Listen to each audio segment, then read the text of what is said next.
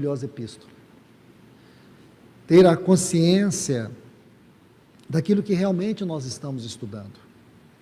Existe sim, e não é de hoje, um trabalho maligno, satânico, e talvez seja esta a terrível obra do inimigo, em desmerecer a palavra de Deus, em nos afastar da palavra de Deus, em fazer com que tenhamos com ela um relacionamento meramente superficial ou intelectual, e nunca um relacionamento espiritual.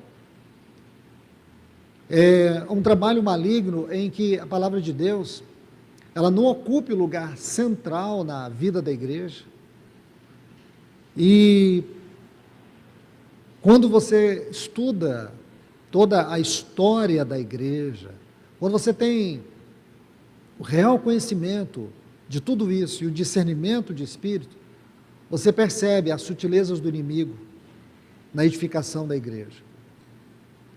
Quando você estuda a história da peregrinação do povo de Israel pelo deserto, você vai notar que eles sempre estavam começando.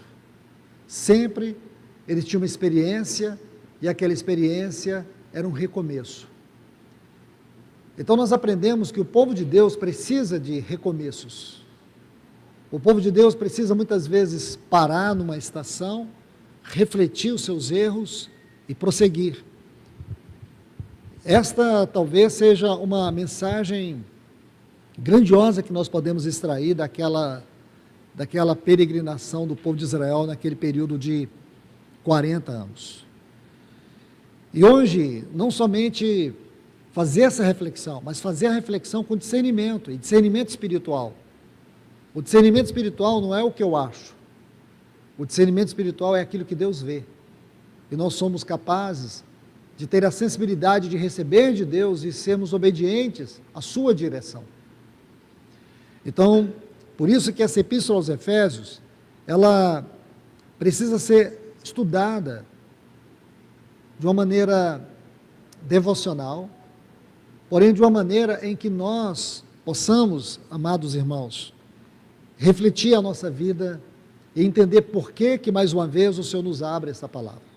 Aqueles que há quase 20 anos atrás estudaram comigo essa epístola, com certeza estão percebendo que não é da maneira que nós já havíamos estudado, porque aí seria uma repetição. Nós não estamos fazendo uma repetição, nós estamos vendo pontos preponderantes, pontos profundamente significativos para o momento em que estamos vivendo. Então, no estudo passado, nós vimos as duas divisões deste capítulo 1, versículo 1 até o 14 e o 15 até o 23. Nós ainda não fizemos a configuração dessa divisão, porque aqui não tem nada aleatório, aqui não tem nada de coincidência literária. O que existe aqui é a mão soberana de Deus escrevendo sua palavra, pela inspiração do Espírito Santo naquele que recebeu. Então o que vemos é isto. E temos que atentar, porque estudar a palavra de Deus não é nada simples. Estudar a palavra de Deus não é consequência de fazer teologia, consequência de ter uma mente aguçada, uma mente intelectual. Você pode ler a Bíblia por muitas e muitas vezes. Possivelmente você nunca tocará a palavra de Deus, porque o objetivo do livro escrito é nos levar a uma palavra viva. Então, a palavra de Deus, ela é muito mais do que o que você lê. E este é um ponto crucial para nós, irmãos, porque isso nos leva ao temor. Porque o inimigo muitas vezes quer rebaixar para nós o significado espiritual deste livro. E não é verdade. Este livro é a palavra de Deus. Este livro tem um conteúdo espiritual. E nós precisamos tocar esse conteúdo espiritual. Então eu disse isso para vocês, nessa primeira parte.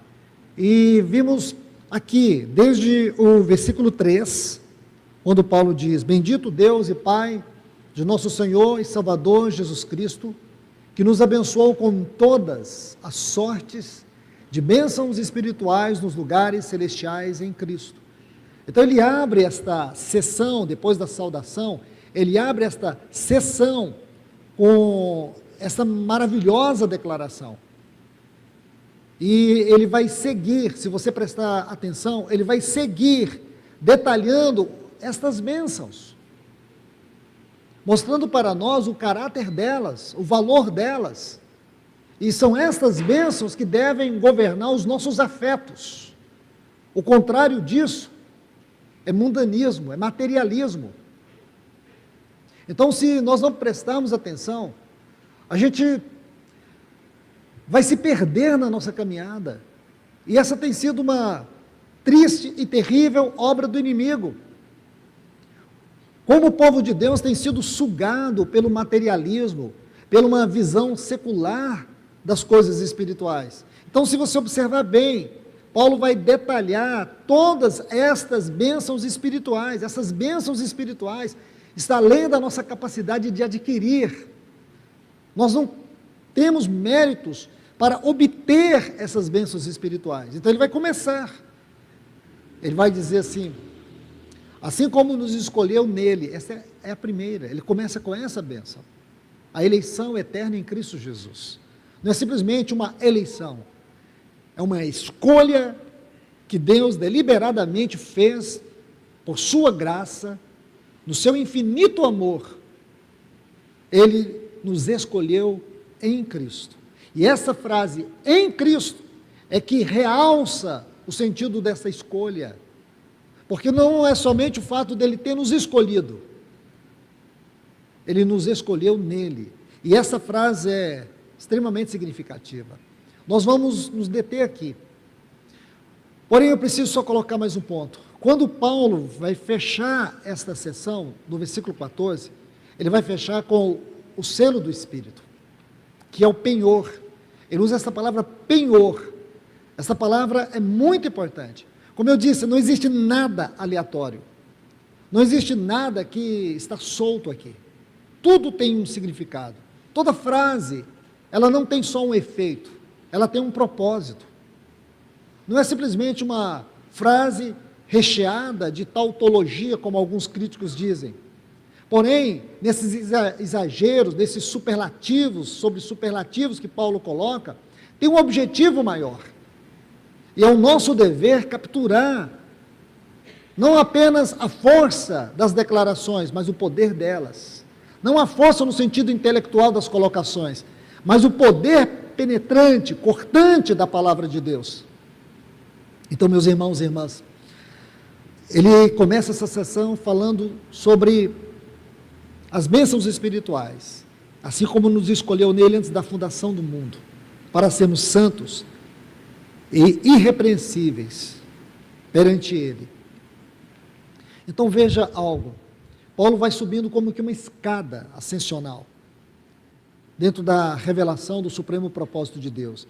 Aí ele conclui essa sessão dizendo que o Espírito Santo foi nos dado, nós fomos selados, mas o Espírito foi dado como penhor. Essa palavra penhor, ela tem uma característica, de acordo com o original grego, de comércio. Quando você compra alguma coisa de grande valor, você paga a primeira parcela, depois você paga a parcela final. Essa palavra significa justamente isso. Por isso que nos capítulos 14, 15 e 16 do Evangelho de João, nosso Senhor deu tanta ênfase sobre a vinda do Espírito.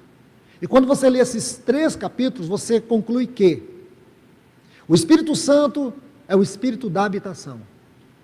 Ele não veio para nos encher de emoção, ele veio para transmitir tudo aquilo que Cristo fez, tudo aquilo que Cristo é, e tudo aquilo que Cristo estaria fazendo por nós no trono da glória.